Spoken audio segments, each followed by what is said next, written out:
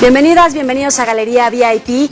Hoy está con nosotros el analista político del Tecnológico de Monterrey, Campus Ciudad de México, Gustavo López Montiel. Bienvenido, muchas gracias por estar aquí. Buenas tardes. El tema de hoy, el mensaje del primer informe de gobierno del presidente Enrique Peña Nieto.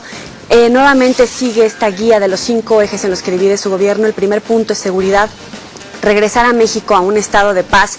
Hace un pronunciamiento importante, contundente con algunos datos, pero hace un cambio de timón en la estrategia y la forma en cómo aborda el tema de seguridad en comparación con el presidente Calderón. ¿Ustedes cómo lo evalúan? Pues miren, en términos de seguridad, en términos generales parece que sí hay una reducción de los delitos en términos federales. Sin embargo, hay incremento en algunos, particularmente se menciona el secuestro, todavía no hay cifras aparte de las que dio el presidente en general, pero bueno, podríamos decir en ese sentido que fue uno de los primeros temas que el presidente tomó cuando tomó protesta. Trataron de reducir el margen de cobertura mediática al tema de seguridad y en buena medida instrumentar un conjunto de estrategias, por ejemplo la regionalización del país para efectos de las políticas de control militar, control policíaco, también para el equipamiento, un poco lo que se ha desarrollado también en el Sistema Nacional de Seguridad Pública, y parece que eso ha generado la distensión en términos de la presencia del ejército y la policía, generó a final de cuentas una distensión en ese sentido. Habría que ver de qué manera esta política que el presidente instrumentó en los últimos 9 meses se mantiene estable y en los próximos meses. Y entonces, si los delitos se mantienen en la baja, podríamos decir que tuvo cierto éxito. No es triunfalista decir una reducción del 20% en materia de delitos federales, y da un dato importante, lo cito textual: de los 122 presuntos delincuentes más buscados, el gobierno de la República ha logrado que 65 no sean una amenaza para la población. Sí. ¿Es triunfalista? Es un poco, es que depende de qué metes y qué sacas en los números. Sí, obviamente decir que de los 122 atraparon a 60 y tantos. Bueno, al final de cuentas habría que ver quiénes son esos, y lo que sí se ha dicho en los últimos años es que no únicamente por atrapar a la cabecilla se acaba el problema.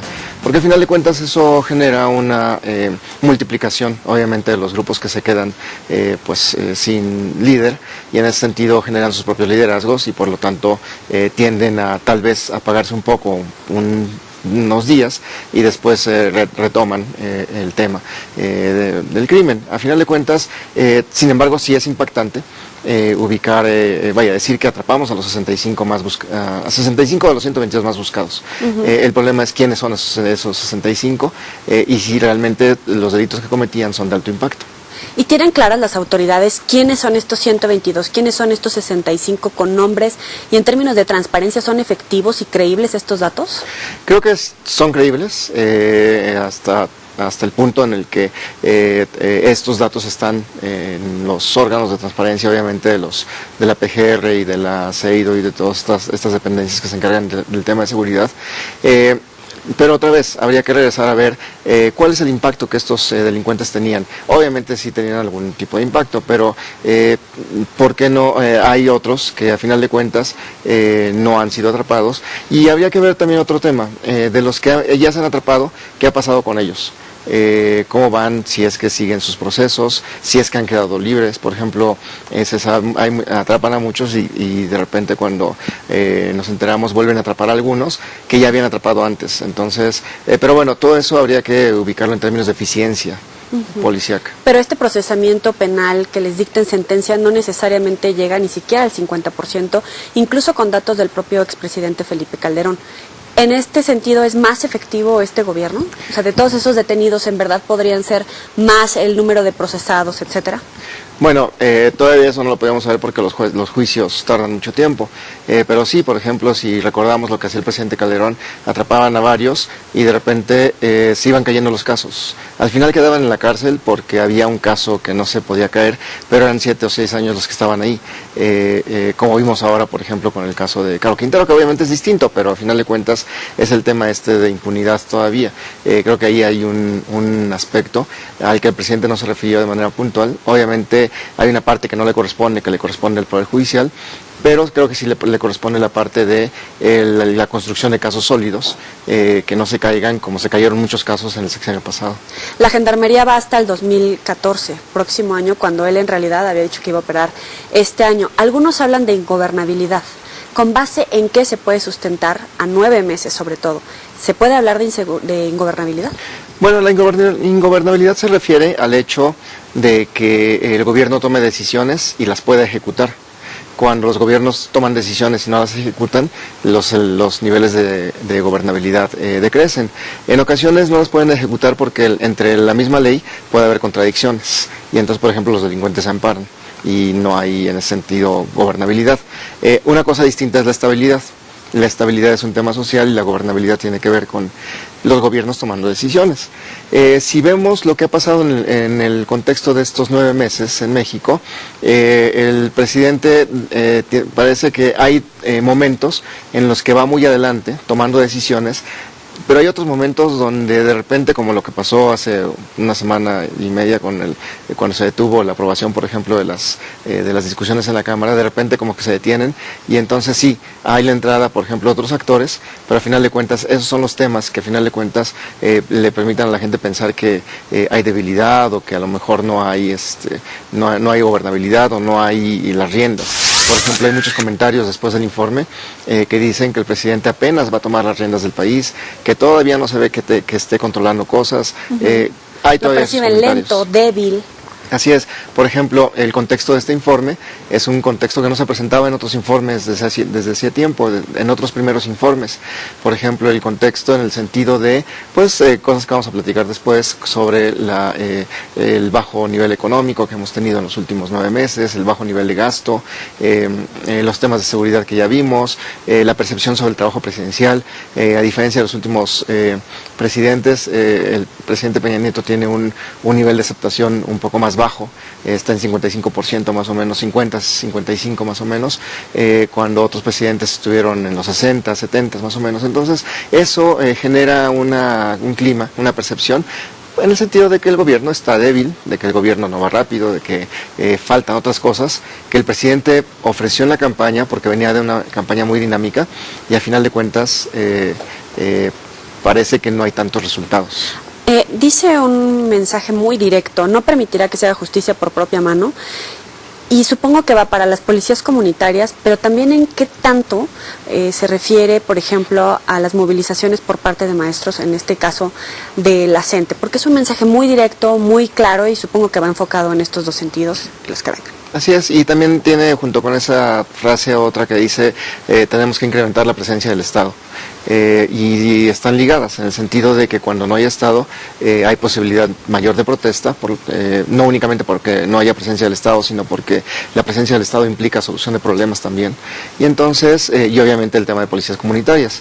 En una primera instancia es uno de los temas que se criticaron hace algunos meses, cuando se dejó el tema explotar, y entonces se echaba la culpa a los gobernadores a la federación, y entonces nadie sabía quién realmente tomaba el tema de las policías comunitarias, hasta que en algún momento la PGR y la Policía Federal y el Ejército también comenzaron a desarmarlos. Entonces parece que el gobierno federal asumió el control de esos temas, pero las policías comunitarias se han multiplicado en muchos estados del país.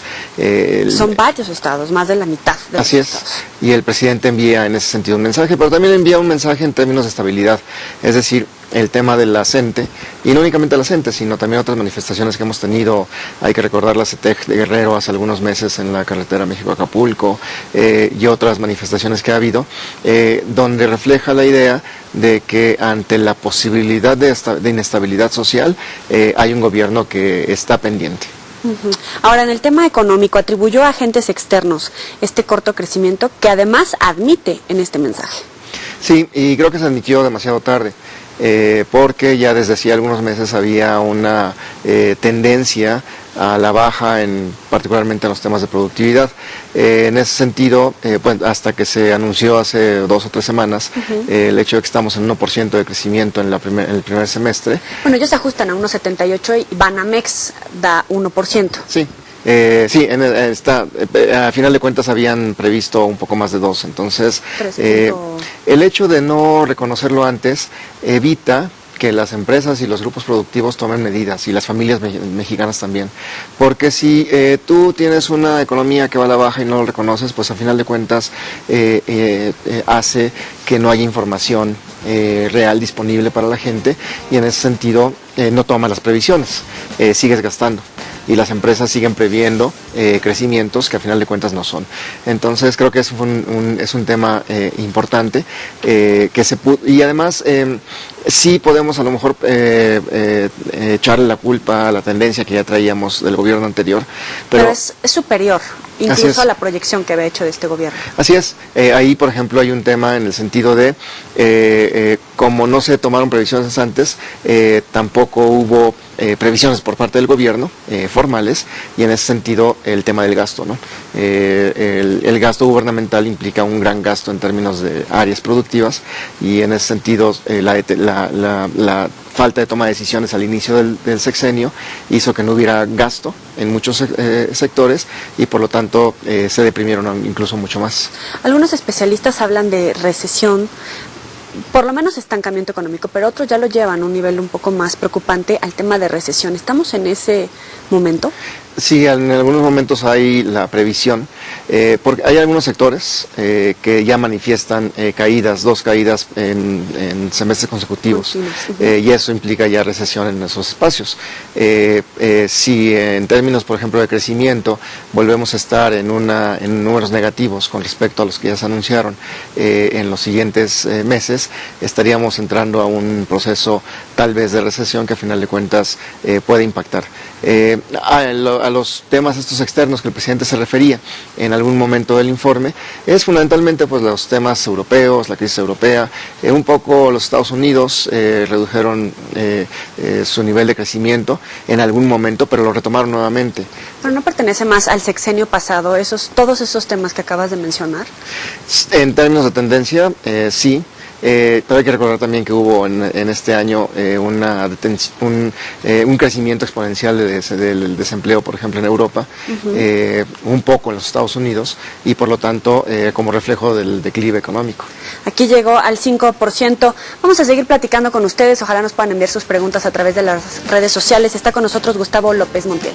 Ya volvemos.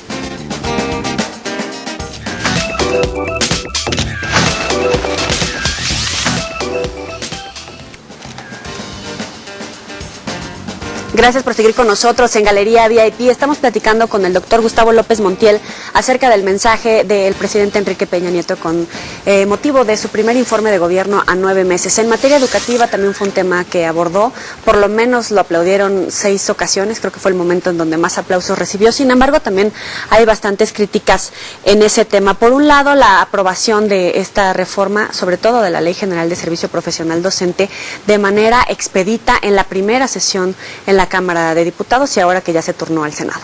Claro, sí, el tema educativo fue tal vez una tercera parte del informe en su conjunto. Y se hizo así, me parece, en buena medida, porque el presidente no podía llegar a este primer informe sin decir que ese tema ya estaba resuelto. Porque de otra manera el clima como de desconfianza que se hubiera generado en torno al presidente en particular hubiera sido mayor durante este día. ¿Por qué no podía llegar sin anunciar la aprobación de la ley de servicio profesional docente? Bueno, pues porque la CENTE había generado en la semana pasada una condición, no únicamente en la Ciudad de México, sino en otros espacios del país y en el espacio político, una condición donde parecía que estaba deteniendo una discusión que había sido importante y donde había consensos. Y a final de cuentas, el hecho de, me parece estratégicamente, que el presidente, al pasar el informe de ayer a lunes, del domingo a lunes, y de permitir que en la noche se aprobara la ley, es fundamentalmente para dar certeza en el sentido de que hay alguien que está tomando decisiones. Por cálculo político. Me parece que fue así. Si no, de otra manera no habría tenido sentido aprobar la ley anoche. Más bien se lo hubieran llevado al martes, que es cuando sesiona normalmente, y lo hubieran discutido como se discute cualquier otra, pero me parece que fue estratégico, fue para darle sentido, y además el anuncio de que había sido una ley aprobada por diputados del PRD, del PAN, del PRI. Que logran subir a los perredistas por lo menos la mitad. Así es, los logran subir en buena medida y generando mecanismos o generando la sensación de que hay puentes que se pueden establecer con algunos integrantes del PRD en buena medida para las siguientes reformas también. Es interesante ver cómo está aprobando solamente por mayoría con PAN, PRI, Partido Verde. En esta ocasión suman un porcentaje importante de perredistas, pero ¿qué tan positivo puede resultar el hecho de aprobarlo solo por estas mayorías y no necesariamente con la mayoría de la aprobación del Pacto por México, dejando a las izquierdas de lado cuando estamos viendo que pueden y que tienen una gran capacidad de movilización? Sí, me parece que hay una parte de la izquierda moderada, que a final de cuentas, en el contexto del Pacto por México, están funcionando y están estableciendo mecanismos de negociación. Hay otra parte de la izquierda, una izquierda que obviamente está en Morena y tiende puentes hacia el PT, Movimiento Ciudadano y tal vez el PRD, que está ahí, que obviamente a ellos no los pueden incorporar porque a final de cuentas no se dejarían, como no pasó, incorporar. Y hay otro segmento de la izquierda, particularmente algunos grupos que ayer votaron en contra también la ley, a los que no pueden necesariamente involucrar, pero con los que se han tendido puentes. Por ejemplo, en términos de algunas negociaciones se tienden puentes tanto con los coordinadores de las fracciones parlamentarias, con Jesús Zambrano, pero también con Dolores Padierna, con Alejandro Encinas. Es decir, se están teniendo puentes de negociación con todos, y con todos los que se pueden negociar. Y en ese contexto me parece que vienen las otras reformas. No son, si ellos votan o no votan, a final de cuentas importa, pero ya hay periodistas votando en este caso. Podría ser un escenario que se pudiera repetir, particularmente para la reforma fiscal. No sé si para la reforma energética pueda darse la posibilidad. Ahí tal vez estaríamos viendo una mayoría, PAN, PRI, Partido Verde. En los otros casos me parece que muchos actores del PRD podrían sumarse. Sin embargo, los actores de Morena, Movimiento Ciudadano, el Partido del Trabajo, la mitad del PRD, le están apostando también al uso de la fuerza, del músculo de todos los sindicatos. En este caso, la gente del ESME, así es, los Pancho Villa, todo eso lo pueden ir capitalizando. Incluso hoy la gente dice que viene una insurgencia magisterial. Es una amenaza clara. ¿O cómo la ven ustedes? Sí, es una amenaza en el sentido de que, bueno, como dijeron, no hemos perdido, no nos rendimos tampoco. Todavía falta el paso del Senado, pero el paso del Senado importa ya poco porque al final de cuentas ya se aprobó en la Cámara de Diputados. Tal vez hagan algo en el caso del Senado, pero me parece que su estrategia tendía en una primera instancia, y me parece que es otra de las razones por las cuales era importante aprobar la reforma antes de que empezara formalmente el periodo, en el sentido de que no se juntaría con las discusiones fiscal y energética fundamentalmente. Si se juntaba la educativa con esas tres, pues obviamente no habría para dónde hacerse. Me parece que lo que están buscando con estas insurgencias magisteriales es jalar el tiempo de la protesta para juntarla con las protestas que seguramente va a haber, ahí sí, de muchos grupos del PRD, no necesariamente radicalizados como ellos, en torno a la reforma energética, y sumarse a ellos. Y no abona a la crisis que se vive en el país. Por un lado, las policías comunitarias, el tema de la inseguridad, desempleo, a la alta, crecimiento a la baja, más todas estas movilizaciones. Sí, necesariamente va a haber un impacto importante. En términos, me parece, de desgaste sobre la autoridad como tal, en diversos espacios locales, no únicamente federales, y también un desgaste en términos federales porque a final de cuentas se estarán negociando en varias pistas distintos temas, no únicamente lo energético, no únicamente lo fiscal, sino también a final de cuentas otros temas que estén ahí involucrados y con los que estos grupos generen presión de negociación. Y obviamente hay un tema también importante en términos de deslegitimación que se puede generar en torno a las reformas.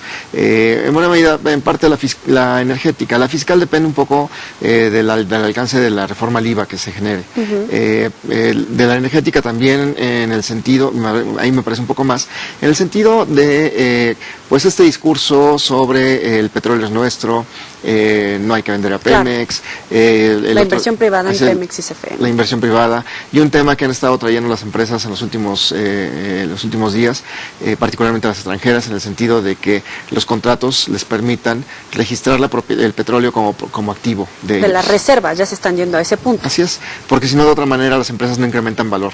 Entonces, ese es un tema muy importante. Y hay que recordar que viene la reforma constitucional y después viene la reforma, por lo menos, dicen los grupos parlamentarios, 18 leyes. Entonces, ahí me parece que va a haber un tema importante en los siguientes, por lo menos, año y medio. ¿Se aprobará la reforma energética con o sin PRD? Creo que sí, creo que se va a aprobar independientemente de los grupos que estén. Hay una mayoría ya construida y es posible que este ejercicio de la reforma educativa pueda tender puentes hacia algunos actores del PRD, pero me parece que sí se va a aprobar con el PRD o sin él. ¿Y se tiene que dar en este contexto de los contratos de utilidad en Pemex y CFE, o de lo contrario, en efecto está en el estado de quiebra que manifiesta el gobierno federal, Pemex sobre todo? Bueno, hay una problemática importante en Pemex. Lo que hemos visto en los últimos días es un discurso por parte del secretario de Energía y por parte del director de la empresa, en el sentido de que no hay forma de que la empresa logre resurgir si no hay una reforma que permita la incorporación de capital privado. Es más, dicen, ni siquiera con la reforma fiscal que le van a hacer a la empresa, habría posibilidad de que la empresa pueda fortalecerse en los siguientes 5 años. Necesitarían más, un impulso mayor. Perdón, ese ajuste en el régimen fiscal de Pemex lo están atando justamente a la reforma fiscal y hacendaria para gravar con IVA a alimentos y medicinas. ¿Ese porcentaje que van a grabar sería el equivalente a lo que están recortando? No es necesariamente el equivalente. Hay otras, por ejemplo, hay el planteamiento de una reingeniería en términos de impuestos en el país, porque está también la discusión sobre la permanencia del YETU o el IVA, al final de cuentas, y en ese sentido, qué es lo que se cobra y con qué porcentaje se cobra.